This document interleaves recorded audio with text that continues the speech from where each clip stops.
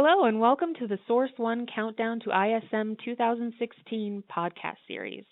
Consider us your on-the-go source for the latest insights in the procurement, supply management, and strategic sourcing industry as we get ready for the premier supply chain event of the year. Today we'll hear from Source One Associate Director Jennifer Ulrich on the keys to solid supplier engagement. Hi, I'm Jennifer Ulrich, an Associate Director here at Source One. Supplier relationship management is very important when we talk about supplier engagement. So today we're going to discuss some ways to help keep your suppliers engaged from the very start of an engagement throughout the entire life cycle of the relationship. So throughout my career as a sourcing consultant, I've interacted with hundreds of suppliers. But before this, I held various positions within the restaurant industry as well as other types of desk-based roles in contractor or contingent labor positions. So I've had a lot of exposure to different types of relationships with suppliers. Among these roles, I've been able to take the perspective of the customer, the supplier, and a third party. So based on this experience, I've learned a great deal about supplier engagement. Today, I'll touch upon 4 key concepts in supplier engagement: initiation, collaboration, communication, and sustentation, all of which play an important role in getting and keeping suppliers engaged. So I'd like to just start with initiation. So just like in any type of interaction with another person, the first impression is the most critical when engaging a supplier for business. Whether the intention of the relationship is more tactical or strategic in nature, it's important to set the right tone. When I first contact a supplier for information on their services or product portfolio for a client, I'm upfront about what my intentions are, and this is customized based on whether they hold an incumbency status or not. In the instance where I'm working with an incumbent supplier, I take great care in ensuring they're clear on what my role is, what the process is, in this case, strategic sourcing, and what expectations I have for them throughout the project.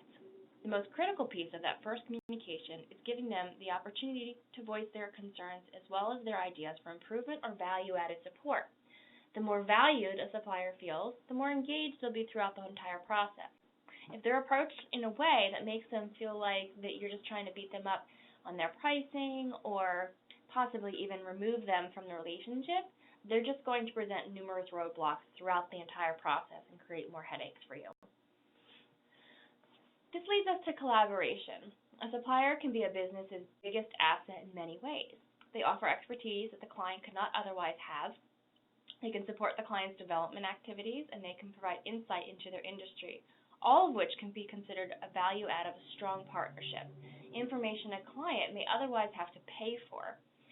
On the other hand, some key things to remember are that while they have all of this to offer, they're also looking to gain something in return, whether that includes insight from the client side, benefits from, say, development of new products, or additional business. With that said, it's important to be able to decipher the difference between insight and bias. Remember that as a client, you need to maintain a slight edge over the supplier in managing that relationship over time.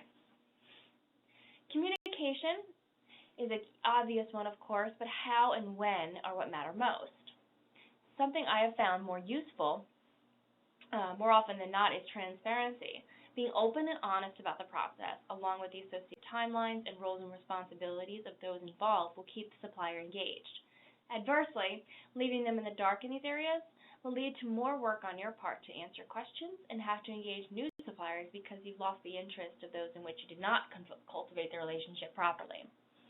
Keeping them in the loop throughout each step of the process, answering questions, and simply just talking to them like real people will go a long way in supplier engagement.